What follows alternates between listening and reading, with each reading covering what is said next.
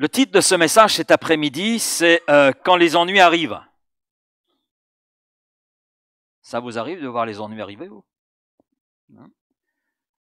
Est-ce quand ils arrivent, vous les avez invités? Non, j'ai remarqué que bien souvent les ennuis arrivent alors que nous ne les avons pas invités. On ne les a pas priés de rentrer. Hein. Alors bien sûr, il y a des personnes, c'est vrai, qui cherchent les ennuis. Il faut le souligner. Il y en a vraiment qui cherchent. Mais je dirais que la majorité ne recherche pas. Moi, je pense que nous sommes de ceux qui ne recherchent pas les ennuis. Quels sont ceux qui, cet après-midi, recherchent les ennuis? Donc là, on est d'accord. Mais c'est vrai qu'il y en a qui cherchent les ennuis par leur comportement. Je vois mercredi, en revenant de Marseille, il y avait un trafic un peu chargé sur l'autoroute. Mais cela n'a pas empêché certains automobilistes de faire du slalom. Oui, de se croire dans une compétition de ski et de slalomer entre les voitures. Et il y en a même un, dans son slalom, il est allé sur la bande d'arrêt d'urgence et là, plein pot, pied au plancher pour pouvoir dépasser tout le monde. Ah, bien sûr, tout se fait sans clignotant. Hein, et c'est à vous de laisser la place, c'est pas à eux. Ils prennent une place qui ne leur appartient pas, mais... et bien sûr, j'ai dit un tel comportement, c'est vraiment chercher les ennuis. Et on peut avoir plus que des ennuis. Parce que ça m'a amené à regarder un petit peu les statistiques et les 3 facteurs d'accidents mortels sur la route concernant les jeunes de 18 à 24 ans sont l'alcool, les excès de vitesse, la consommation de stupéfiants et le téléphone au volant. Alors ça, c'est... j'ai eu un monsieur dans sa BM, il se sentait tellement en sécurité qu'il était là avec son téléphone et il conduisait comme s'il était tout seul sur la route. Alors ça, c'est vraiment le comportement typique, chercher les ennuis. C'est un comportement inapproprié qui montre une certaine inconscience. Mais heureusement, ce n'est pas vrai pour tout le monde et ce n'est pas vrai pour nous. Oui, vous ne conduisez pas avec d'une main le volant et de l'autre le téléphone. Non. Vous n'êtes pas non plus en excès de vitesse. L'alcool, les stupéfiants. Bon. Alors quand les ennuis arrivent, imaginez les ennuis arriver. Qu'est-ce qu'on fait dans ces cas-là? Qu'est-ce qu'on fait? Et imaginez que vous perdez votre job. Donc vous perdez votre source de revenus. Comme ça. Les ennuis sont arrivés dans l'entreprise, l'entreprise ferme boutique. Elle ferme. Quelqu'un menace votre vie. Il s'en prend à vous parce qu'il a réussi à avoir votre numéro de téléphone. Il a réussi à avoir les moyens de communication, les moyens de vous atteindre, et il menace votre vie. Il essaie même de vous tuer.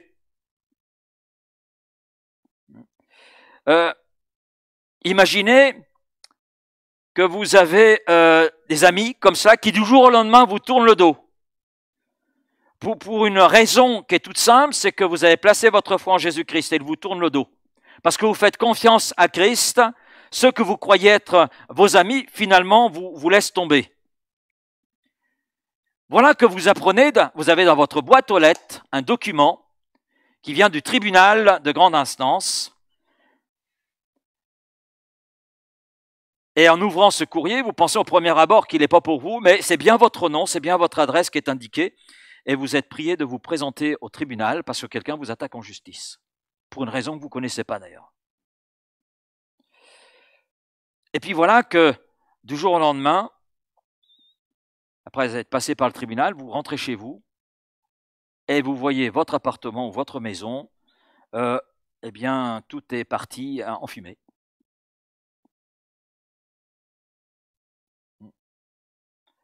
Alors, je ne vous demande pas cet après-midi de répondre à cette question, que feriez-vous? Vous pouvez y réfléchir. Mais on va aller plus loin en prenant le psaume 86. On va lire les 6 premiers versets de ce psaume 86.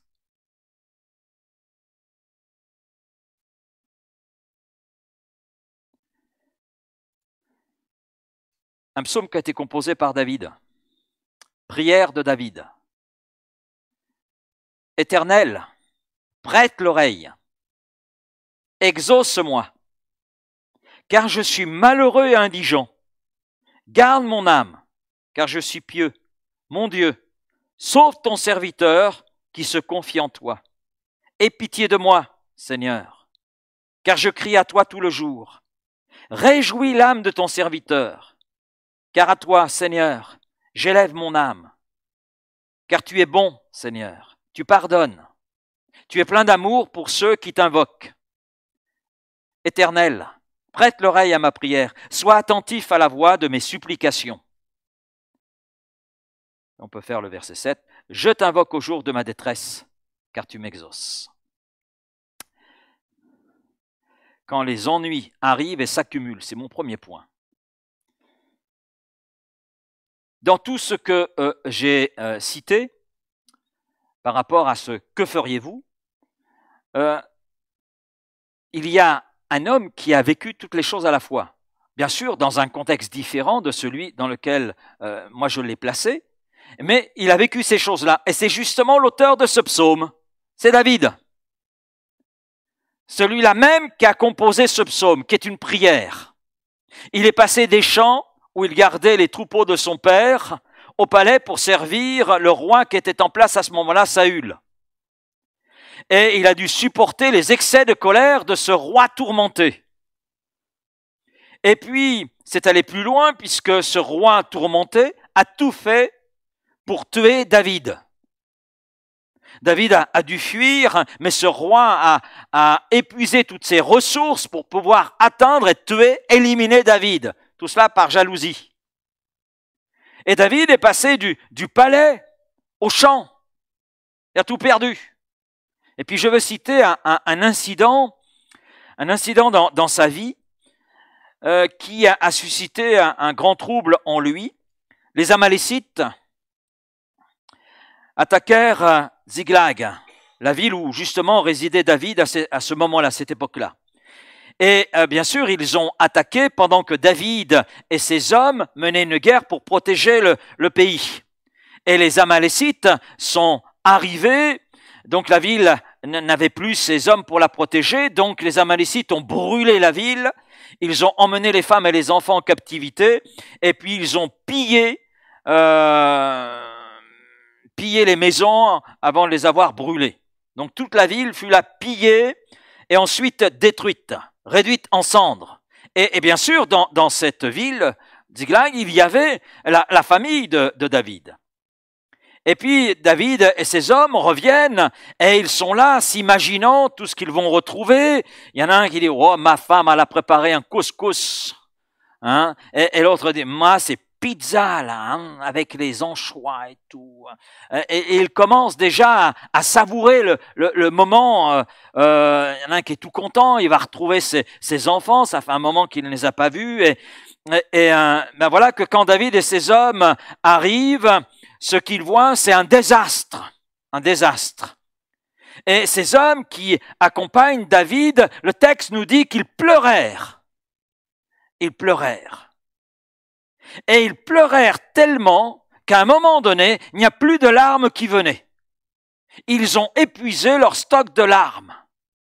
Donc on voit la profondeur de la détresse. Le texte fait bien ressortir cette profondeur de la détresse.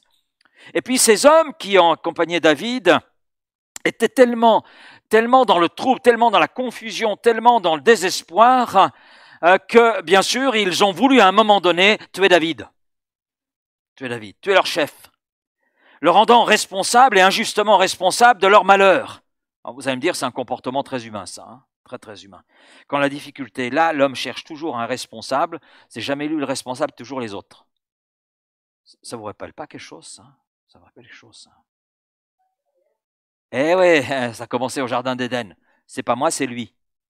Hein, c'est pas moi, c'est elle. Ah ben, c'est ni lui ni moi, c'est l'autre. Hein? On se rejette la faute. Ça, c'est le comportement de l'homme pécheur. Et ce comportement se reproduit. On le voit dans l'exemple que je choisis, un exemple biblique. On le trouve dans 1 Samuel chapitre 30.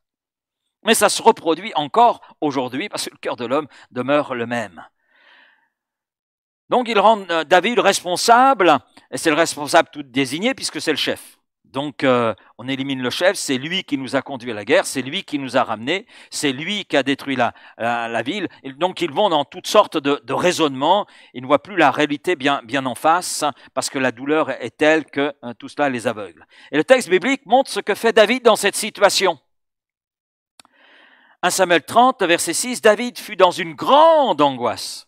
C'est pas une angoisse, c'est une grande angoisse. Donc il est envahi de la tête aux pieds, donc par une grande angoisse, car le peuple parlait de le lapider, parce que tous avaient de l'amertume dans l'âme. Donc on voit dans quel état ces hommes qui ont suivi David au combat se trouvaient à ce moment-là, une amertume qui les prenait au profond de leurs entrailles, chacun à cause de ses fils et de ses filles.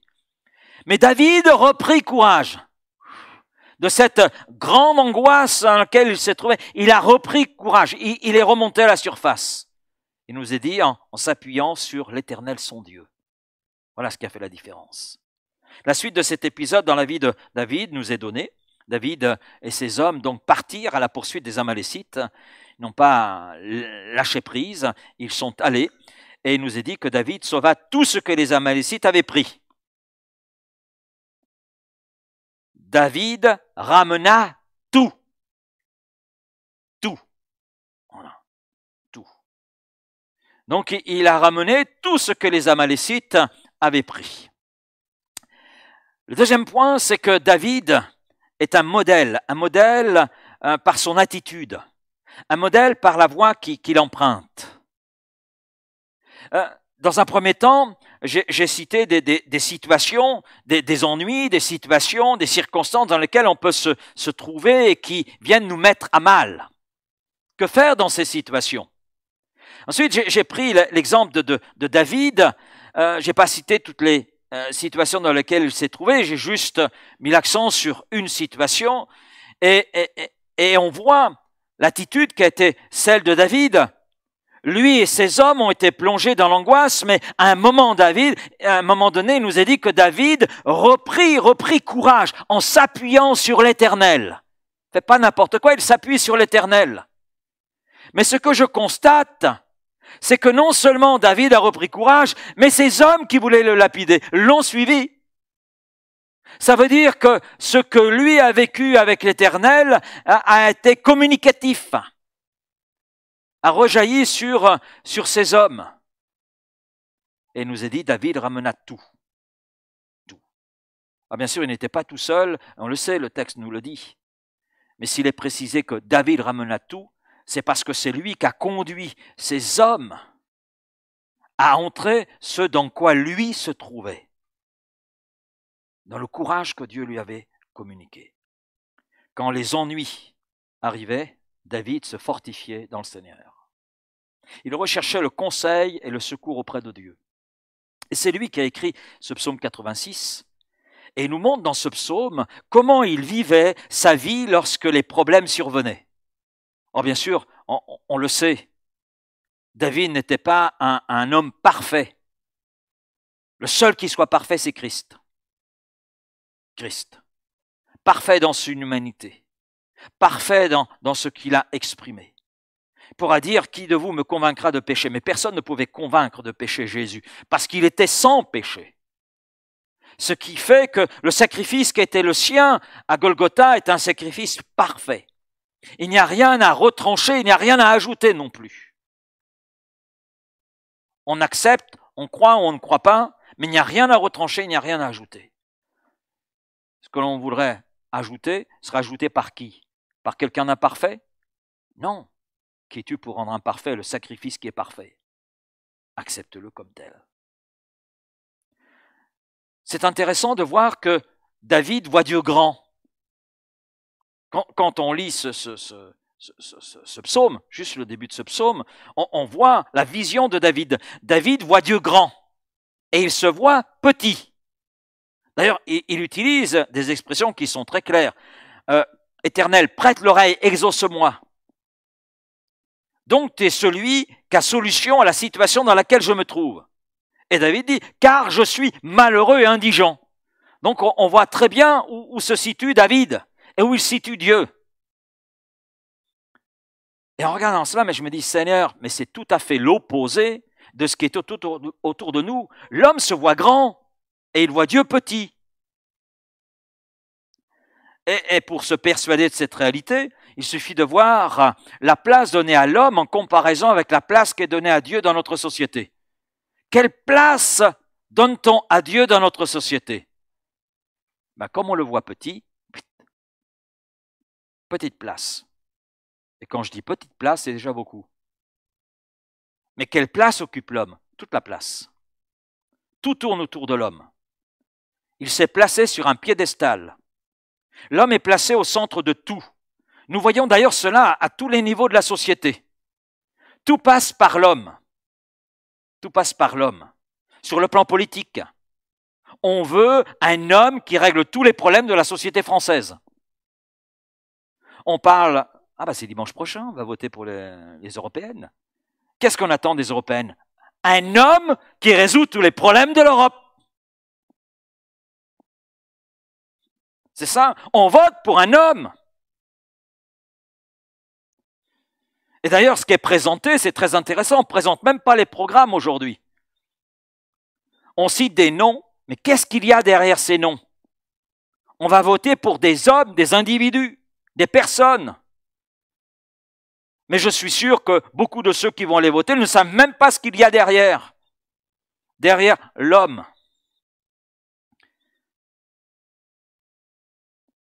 En économie, on veut un homme qui apporte toutes les solutions, etc., etc. Donc on voit l'homme qui exalte l'homme. Le cinéma le montre.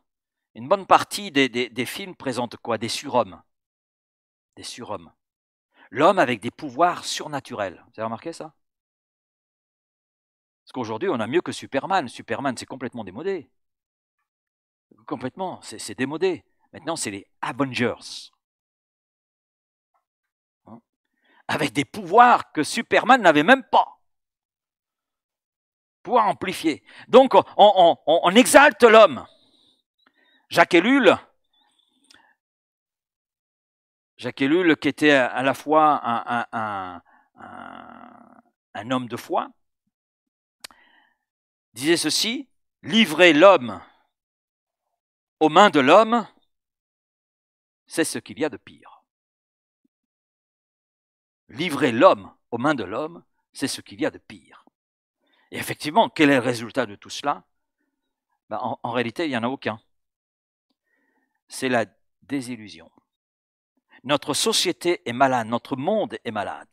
Et que dit la Bible par la bouche du prophète Jérémie? Jérémie, qui a vécu entre 650 et 587 avant Jésus-Christ, dira ceci dans le chapitre 17 de son livre, verset 5, « Ainsi parle l'Éternel, maudit soit l'homme qui se confie dans l'homme, qui prend la chair pour appui et qui détourne son cœur de l'Éternel.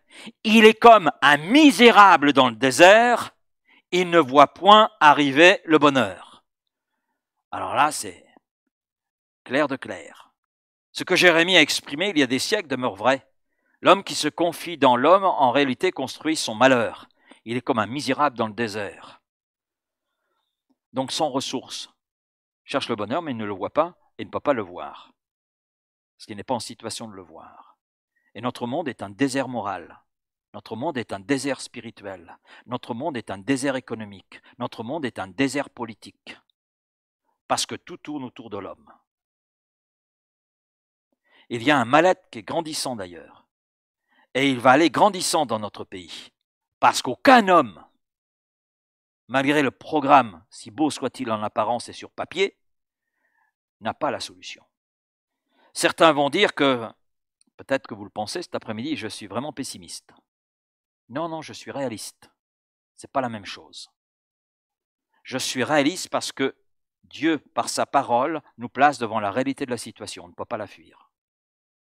Trop de gens fuient la réalité, ne veulent pas accepter la réalité. Et pourtant, la réalité, elle est là. La réalité de la situation dans laquelle nous vivons aujourd'hui, la réalité de notre cœur. Et Dieu veut reprendre sa place dans le cœur de l'homme. Dieu veut reprendre sa place. Il veut prendre la place qui doit lui revenir au milieu de sa création. Et l'homme voit Dieu petit et il se voit grand. Mais Dieu veut inverser la vision. Il veut que nous puissions le voir grand et nous, à notre juste proportion, petit. Amen. Alors, je reviens à David. Le psaume 96 montre un homme qui est désespéré. C'est une prière, c'est le cri d'un cœur. Et il nous donne, c'est vrai, une image de notre société. Une société désespérante qui engendre le désespoir dans les cœurs. Non mais franchement, à quoi ça sert aujourd'hui de faire des études? Pourquoi je passerai le bac?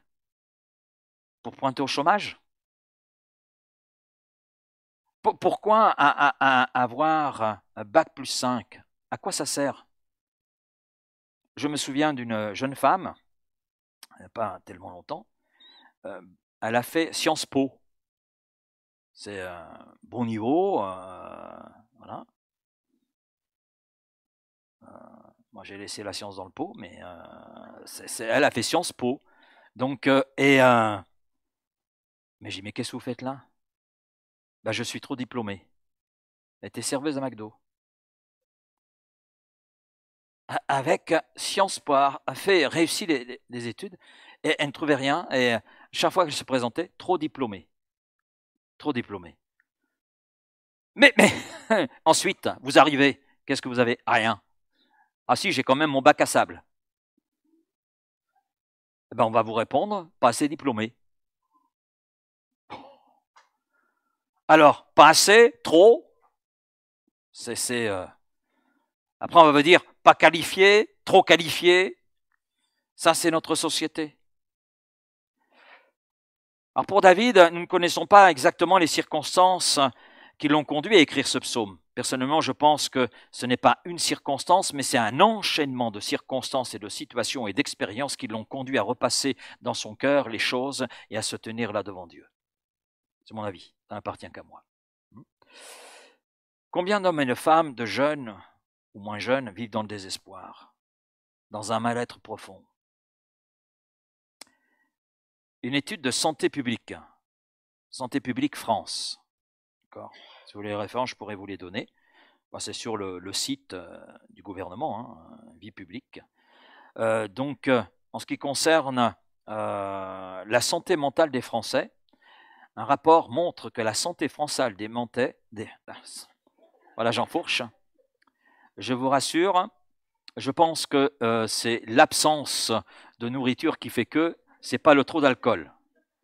Voilà. Donc, une étude de Santé publique France montre que la santé mentale des Français continue de se dégrader, en particulier chez les jeunes de 18 à 24 ans. Alors ça, j'ai été étonné. Et un rapport daté d'avril 2024. Ça, c'est pas il y a 10 ans. C'est pas il y a un an, c'est là. Donc, un rapport daté d'avril 2024 révèle une dégradation de la santé mentale chez les adolescents. Waouh! Selon cette étude, 15% des lycéens et 14% des collégiens présentent un risque important de dépression. Alors j'ai relu à 2 fois parce que ce n'est pas un risque de dépression, mais c'est un risque important de dépression. Ça veut dire que c'est inévitable.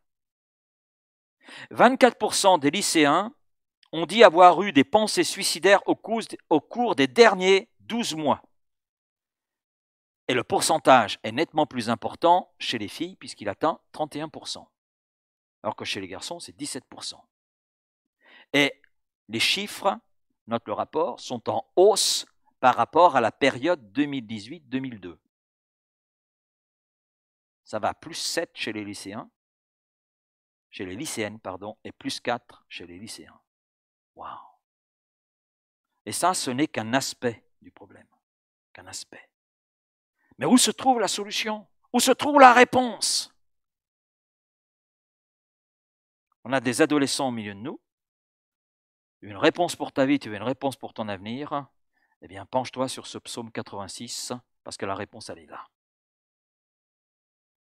Et David ouvre un chemin d'espoir. Dans ce qu'il vit, il se tourne vers Dieu, vers celui qui peut tout. Et dans les 6 premiers versets de de ce psaume, David fait 7 demandes. Et elles sont intéressantes, ces demandes. Il dit tout d'abord, Éternel, prête l'oreille, exauce-moi.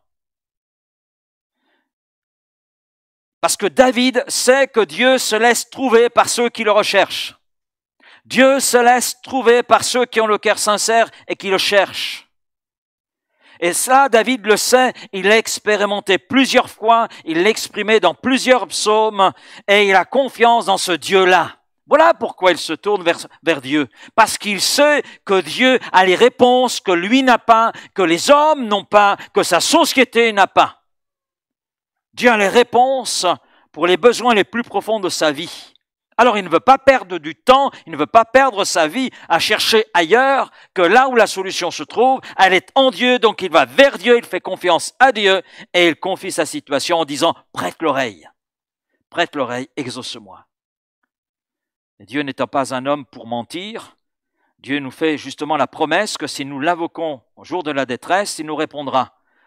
Psaume 50, verset 15. « Invoque-moi au jour de la détresse, je, dit Dieu, te délivrerai et toi, tu me glorifieras. » Invoque-moi au jour de la détresse. Et Dieu dit, je te délivrerai, j'agirai. Je prendrai en charge ta situation. Et la promesse du psaume 50 est là, invoque-moi, c'est-à-dire appelle-moi, tourne-toi vers moi, fais-moi confiance, donne-moi l'opportunité d'intervenir dans ta situation, d'intervenir dans ta vie, d'intervenir par rapport à tes projets de vie, afin que tu vois un avenir que tu ne vois pas aujourd'hui. Ouais, c'est bien Laurent, tout ce que tu dis là, c'est beau, hein, c'est sympa. Mais pourquoi Dieu interviendra-t-il? C'est vrai, pourquoi? Parce qu'il se propose d'intervenir.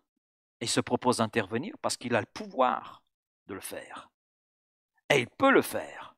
Parce que ce qui est impossible aux hommes, dira Jésus, Matthieu 19, verset 26, est possible à Dieu.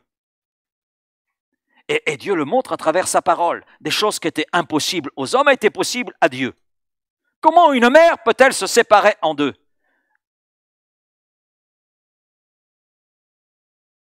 Au moment opportun. Au moment où il fallait qu'elle s'ouvre en deux.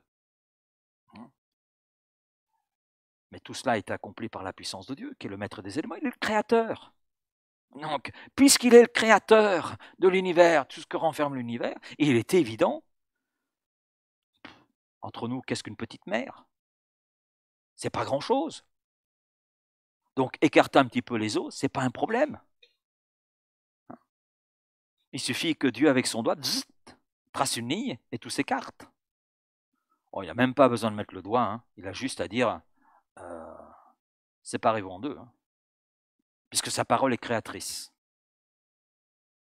Pourquoi Dieu interviendra-t-il? Parce qu'il nous aime. Il nous aime.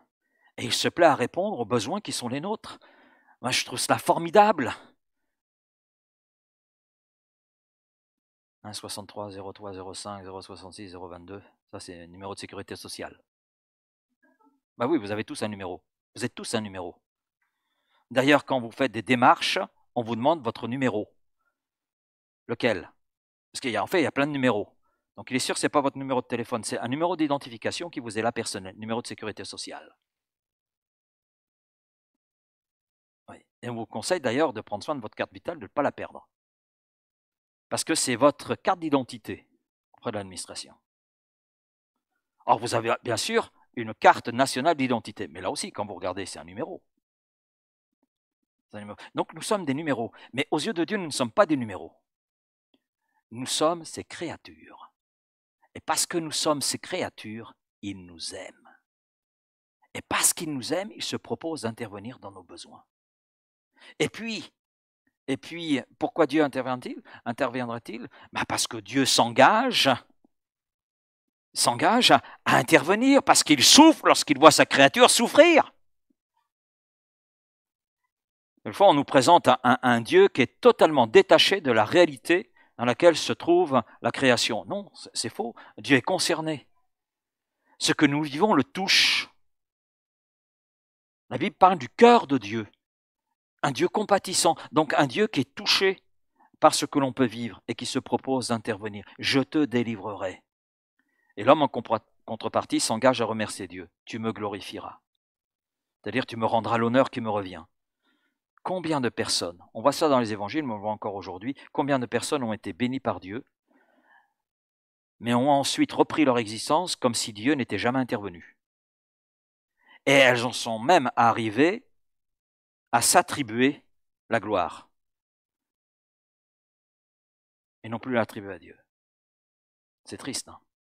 Et David continue. Garde mon âme, c'est-à-dire préserve mon âme. David demande la protection de son âme. Et il ne veut pas, dans ce qu'il traverse, attribuer quelque chose de mal à Dieu. Alors, prends soin de mon être intérieur. Et c'est vrai, quand on a des ennuis, la première chose qui est touchée, c'est notre intérieur. Il y a la peur, il y a l'angoisse, il y a les questions qui surgissent. Et David, un homme de la même nature que nous, il a vécu les choses comme nous les vivons aujourd'hui. L'époque est différente, mais le cœur est le même. Et David dit à Dieu, garde mon âme, garde mon intérieur. Garde ce que je peux penser, garde ce à quoi les réactions intérieures devant cette situation voilà, me conduire, garde-moi.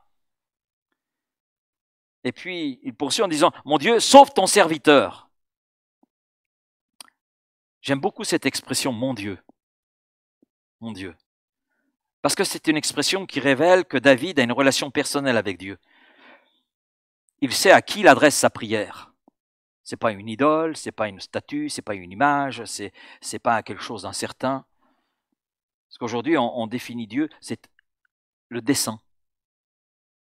Il y a de beaux dessins, il y en a de moins beaux. Non, Dieu c'est une personne.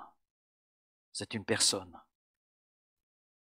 Et puis il y a beaucoup de gens qui pensent connaître Dieu parce qu'elles savent beaucoup de choses sur Dieu. Mais vous savez, savoir des choses sur Dieu, ça ne veut pas dire connaître Dieu. Il est possible de savoir plein de choses sur une personne sans pour autant la connaître. Je sais beaucoup de choses sur notre président. Il s'appelle Emmanuel Macron. Je sais que son épouse, c'est Brigitte, merci. Voilà, je sais beaucoup de choses, comme vous pouvez le remarquer. Moi, je sais au moins qu'il est président. Bon, je vous donne mes sources, c'est les journaux, c'est les médias. Oui, tous les jours, on parle de lui, donc je sais plein de choses sur lui. D'accord? Et puis, il y a bien les dire, parce qu'il s'en dit aussi, etc., etc. Donc, imaginez que je sais plein de choses sur notre président. D'accord? Et mes sources, elles sont différentes. Ok. Mais en réalité, je ne le connais pas. J'ai jamais dîné avec lui. Et vous? J'ai jamais été invité à l'Élysée. Et pourtant, je suis ministre du culte. Eh oui. Rien de moins. Enfin, si, il y a moins. Oui. Mais j'ai jamais été invité. Jamais été invité à l'Élysée. Je ne l'ai jamais rencontré. Et je n'ai aucune relation avec lui. Mais là, aucune. C'est... J'ai pas cherché à l'appeler parce que je suis qu'un numéro, donc c'est pas la peine que je l'appelle. Et puis, il va pas me dire « Oh, Laurent, comment vas-tu ?» Il y a longtemps qu'on ne s'est pas vu. Non, je le connais pas, en réalité. J'ai des informations sur lui, mais je le connais pas. C'est pour connaître une personne, les informations que l'on peut avoir sur elle ne suffisent pas. Il faut établir une relation avec elle. Et Dieu, par sa parole, nous donne plus que des informations. Il se révèle à nous. Et il le fait parce qu'il veut qu'avec chacune de ses créatures, il y ait là une relation, il y ait là une intimité. Ce qui fait que je ne suis pas jaloux si Dieu a une relation avec vous. Voilà. Je serais jaloux s'il avait une relation avec vous et pas avec moi. Mais ce n'est pas le cas, parce que Dieu ne fait pas de favoritisme. Il n'y a pas de favoritisme en Dieu. Amen. On peut tous le connaître, le découvrir, parce qu'il veut établir avec chacun une relation personnelle. Elle s'établit à travers Jésus-Christ et à travers sa parole. David dit, mon Dieu, je me confie en toi, c'est-à-dire je m'abandonne à toi, ma vie t'appartient. Et il peut le dire parce qu'il connaît Dieu personnellement. Et au verset 5, nous lisons « Car tu es bon ». Donc, car tu es bon. Tu es celui qui s'est manifesté ta bonté au moment où ta créature en a besoin. J'ai besoin de ta bonté et tu l'as manifesté. David sait cela, il sait que Dieu est bon, il l'a vécu. Seigneur, tu pardonnes. Il a vécu le pardon de Dieu. Et il l'exprime. Psaume 51, psaume 32, heureux l'homme à qui le péché est remis. C'est David qui dit cela et il sait de quoi il parle. C'est de quoi il parle. Ça, il l'a vécu, il l'a vécu. Il ajoute, tu es plein d'amour pour ceux qui t'invoquent. Tu es plein d'amour pour ceux qui t'invoquent. Que fait David à travers ce psaume, à travers d'autres psaumes qui lui sont attribués? Il invoque l'Éternel. Et il est là, invoquant l'Éternel, parce que Dieu le saisit dans ses bras. Il se sent saisi par les bras de Dieu. Et là, il peut dire, verset 8 de ce psaume 86, « Nul n'est comme toi parmi les dieux. Nul n'est comme toi. Nul n'est comme toi, Seigneur. Et rien ne ressemble à tes œuvres. » Amen. Pour David, il est clair que Dieu est inégalable. Dieu ne peut pas se comparer à qui que ce soit d'ailleurs. Personne ne peut accomplir les œuvres que Dieu fait. Il est le créateur du ciel et de la terre et tout ce que l'univers renferme. Et puis il poursuit, « Toutes les nations que tu as faites viendront se prosterner devant ta face, Seigneur, et rendre gloire à ton nom. » C'est le verset 9, psaume 86. Et c'est vrai, il viendra un jour où effectivement tous les peuples seront placés devant l'évidence que Dieu est vivant, que Dieu existe. Et que Dieu a offert ce qu'il y avait de plus beau pour le salut de l'humanité. Oui, parce que Dieu a eu le premier mot, au commencement Dieu. Mais Dieu aussi aura le dernier mot. Amen. Et verset 10. « Car tu es grand et tu opères des prodiges. » Et David, c'est pourquoi? Parce que toi seul, tu es Dieu. Il n'y en a pas d'autre. Dieu est grand. Il accomplit des prodiges, des choses qui dépassent l'intelligence humaine. Il est l'unique. Et c'est ce que Dieu a fait pour David. Et David est conscient de tout cela. Et il a confiance dans ce Dieu-là. Il a foi dans ce Dieu-là. Et il dira, mon Dieu, sauve ton serviteur. C'est-à-dire, délivre, interviens dans la vie qui est la mienne, que je t'ai confiée. Parce que heureux ceux qui t'invoquent. Heureux. Parce que tu es grand. Donc il est là dans une relation personnelle avec Dieu, et il est là dans les problèmes, dans les ennuis. Les ennuis, il court après, mais Dieu est là. Et ça vient faire toute la différence. Psaume 68, verset 19, « Béni soit le Seigneur chaque jour, car quand on nous accable, Dieu nous délivre. Dieu est pour nous le Dieu des délivrances. Et l'Éternel, le Seigneur, peut nous garantir de la mort. » Psaume 68. Alors David continue, verset 3, « Et pitié de moi. Et pitié de moi, Seigneur. » Avoir pitié de quelqu'un, c'est compatir. Compatir à la situation de la personne. Donc David demande à Dieu qu'il ait pitié de lui, c'est-à-dire que Dieu considère sa situation en vue de lui montrer la solution. Et pitié de moi, Seigneur. Ça, c'est le cri de quelqu'un aussi dans les évangiles. Ça ne rappelle rien? Quelqu'un qui est sur le bord du chemin. Eh oui, l'aveugle Bartimée. Il a crié, « Aie pitié de moi, Seigneur !» Il ne pouvait pas le voir, il pouvait juste entendre. Il était là avec des obstacles, mais le Seigneur a vu, le Seigneur a compati. D'ailleurs, c'est formidable, le retournement de situation, j'aime beaucoup cette histoire de Bartimée, le retournement de situation. Ceux qui ont été obstacles, empêchant Bartimée d'aller vers Jésus, sur une parole de Jésus, sont devenus ceux qui ont amené Bartimée à Jésus. Amen. Amen. Dieu est grand. Il s'est retourné les situations. Et bien c'est ce qui s'est passé pour Bartimée. Et Jésus lui dit, « Que veux-tu que je te fasse? Que je recouvre la vue. » Et nous savons que Bartimée a été entièrement délivré.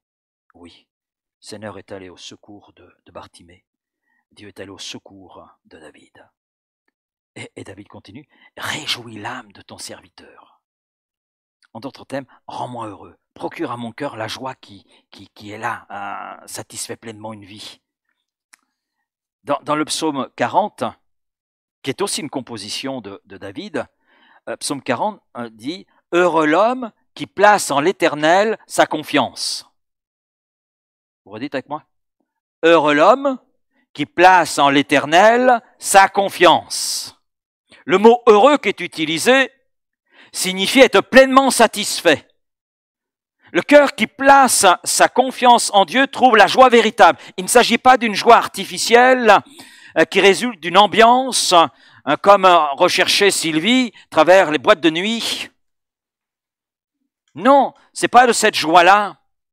Mais c'est une joie qui découle d'une relation que l'on entretient avec Dieu dans la foi, dans la confiance, dans la prière et à travers la lecture de la Bible. Et c'est une joie qui vient là intérieurement nous remplir et nous conduire à voir combien Dieu est bon dans nos situations de vie. Amen. Et puis David continue.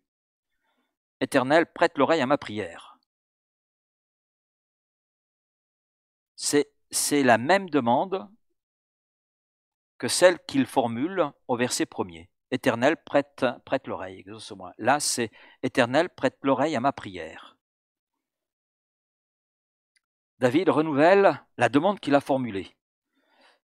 Alors, on pourrait se dire, mais alors Dieu ne l'a pas entendu, il est obligé de reformuler ce qu'il a déjà formulé. Non, comprenons bien le texte là.